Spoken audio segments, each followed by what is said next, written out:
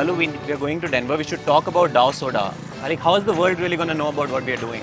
Do you think that we can talk about it in 90 seconds? We could. Like, it's pretty simple. Then I think we should because she's recording. Who's recording?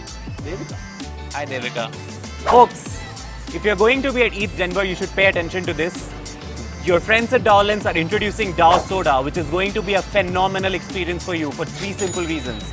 First, we are working with mentors from DAOs like Polygon, Maker, Gitcoin, DXDAOs, amongst many others, to define what are some of the biggest problems that DAOs face today. Now, the second most interesting thing is that we have gotten some working groups defined for you to get started. Problem statements ranging from reputation to impact DAOs to governance. But as long as you have a tangible offering, who knows, your solution could just well be accepted. Just make sure it's tangible. And last, but the most important and interesting factor is that you just looked at some of the coolest names in the industry.